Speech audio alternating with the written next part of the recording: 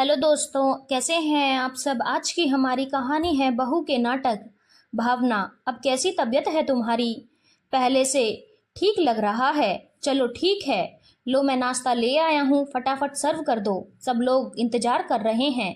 हाँ हाँ, बस अभी करती हूँ। आप एक काम कीजिए, आप विराज को किचन में भेज दीजिए ताकि वह अपना और अपने भाइयों के लिए दूध ले जाएगा। सुबह से दूध भी नहीं पिया बच्चों ने। वैसे है कहाँ वह? सुबह से मेरे पास नहीं आया। अरे, अपनी दादी और बुआ के पास बैठा हुआ है। सुनकर भावना को हैरानी हुई। आज ऐसा क्या हो गया कि विराज को उसकी दादी और बुआ ने अपने पास बिठा लिया? नहीं तो अपने पास फटकने भी नहीं देती थी, उल्टा उस 8 साल के बच्चे से सारा काम करवाती रहती थी। खैर, बाहर जाकर रजत ने विराज को कहा कि तुम्हारी मम्मी किचन में बुला रही है। तो विराज किचन में आया, अपना और अपने भाइयों का दूध लेकर बाहर आ गया। भावना ने फटाफट गर्मा गर्म कचौरी और जलेबी प्लेट में लगाए और बाहर नाश्ता देने आ गई। ससुर जी देवर रोहित और रजत को नाश्ता पकड़ाकर मम्मी जी के कमरे में देने गई, जहां सासू माँ कमला जी और ननद शिवानी पहले से ही बैठी हुई थी, जो गर्मियों की छुट्टियां यहाँ बिताने आई हुई थी। दोनों को नाश्ता पकड़ाते हुए देखा, दोनों के ही चेहरे सूजे हुए थे। भावना को कुछ समझ नहीं आ रहा था और पूछना उसने मुनासिब नहीं समझा, इसलिए नाश्ता पकड़ाकर चुपचाप बाहर आ गई। उसके बाद प्लेट लेकर बच्चों को देने गई।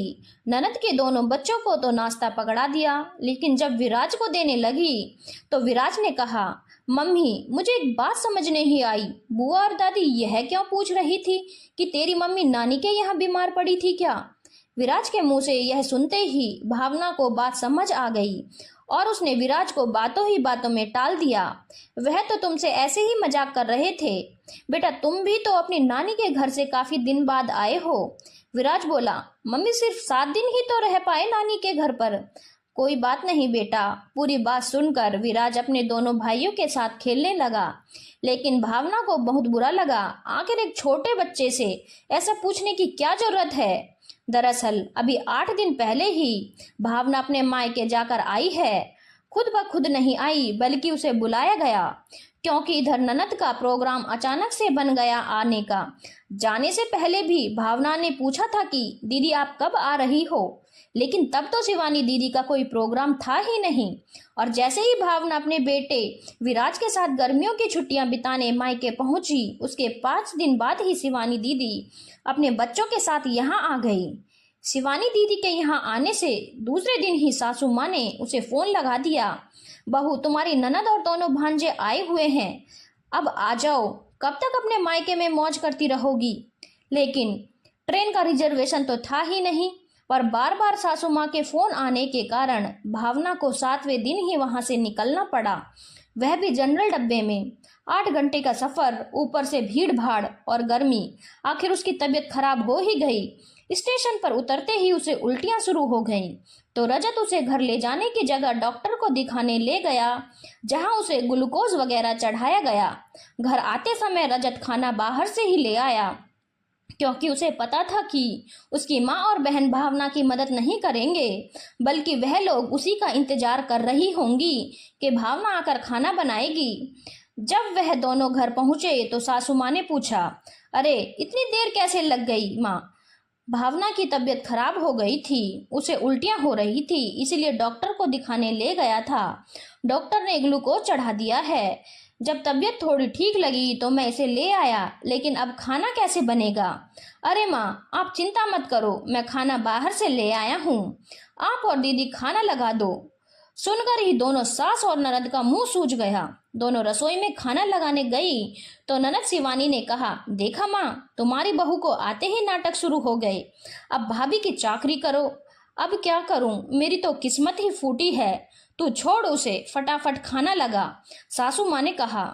दोनों माँ बेटी ने फटाफट खाना लगाया, घर भर में सबको खाना खिला दिया, लेकिन विराज और भावना को पूछा भी नहीं।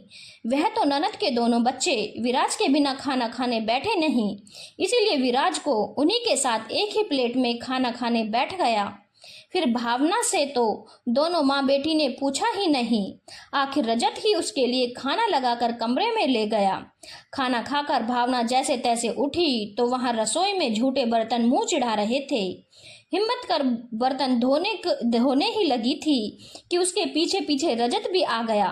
रहने दो भावना, कल सुबह धो लेंगे, पर तब तक झूठे बर्तन यूं ही पड़े रहेंगे।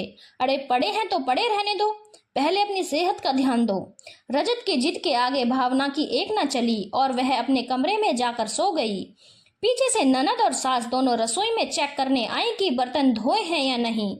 देखकर सासू माँ ने कहा, देख ले बेटा मेरी किस्मत, रात के झूठे बर्तन यूं ही पड़े हैं।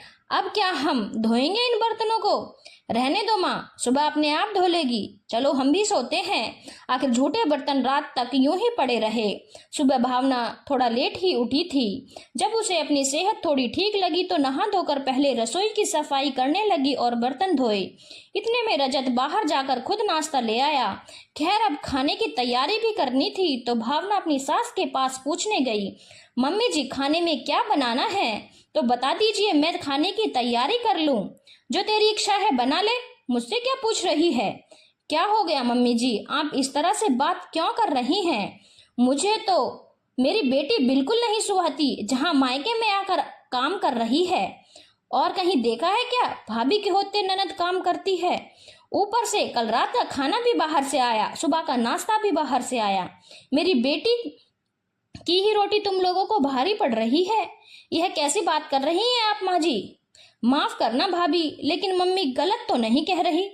आप अपने मायके में तो बीमार नहीं पड़ी, यहाँ घर में कदम रखते ही बीमार हो गई। क्या मतलब समझे हम इसका? ननद की बात सुनते ही भावना को गुस्सा आया और बोली, बस करो दीदी, यह बहुत ज्यादा बोल लिया आपने। एक तो मैंने आपसे पहले ही पूछा था, पर आपने आने का प्रोग्राम बताया नहीं। ऊपर से जब मैं मायके जाती हूँ तो अचानक से आ जाती हैं। आपको पता है ना कि मेरे मायके के लिए 8 घंटे का सफर करना पड़ता है, फिर भी ट्रेन, और उसके लिए ट्रेन के रिजर्वेशन होते हैं। गर्मियों की छुट्टियों में तो वैसे भी ट्रेन में जगह नहीं मिलती।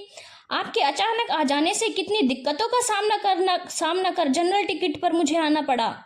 कितनी भीड़ भाड़ धक्का मुक्की होती है, ऊपर से कई बार बैठने की जगह भी नहीं मिलती।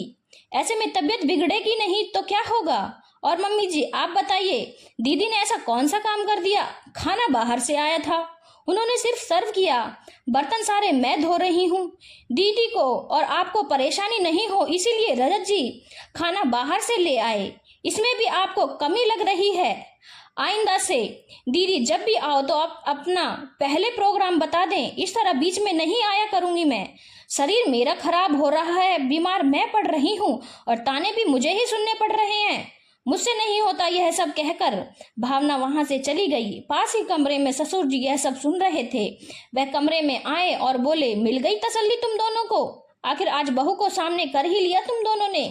कितनी बार समझाया कि रबड़ को उतना ही खींचना चाहिए कि वह टूटे नहीं, लेकिन तुम दोनों माँ बेटी समझती ही नहीं। एक तो बहू परेशान होती है तुम्हारे लिए यहाँ तक आई, ऊपर से उसकी तकलीफ को समझने की जगह तुम लोग उसे ही ताने सुनाए जा रही हो। आज बहू सामने हो चुकी है, अब जो भी बोलना सोच समझ कर बोलना, क्योंकि शर्म और हया का पर्दा एक बार हटता है ना फिर हट ही जाता है। ससुर जी अपनी बात बोलकर वहां से चले गए। दोनों माँ बेटी एक दूसरे की शक्ल देखती रह गई, लेकिन दोनों को इतनी बेशर्म है कि बहू से माफी भी मांग ले। लेकिन आगे से भावना ने अपनी सास और ननद के ताने सुनने की बजाय उन्हें जवाब देना शुरू कर दिया था। धन्यवाद दोस्तों, अगर आपको कहानी अच्छी लगी हो तो चैनल को लाइक, शेयर और सब्सक्राइब करना ना भूलें।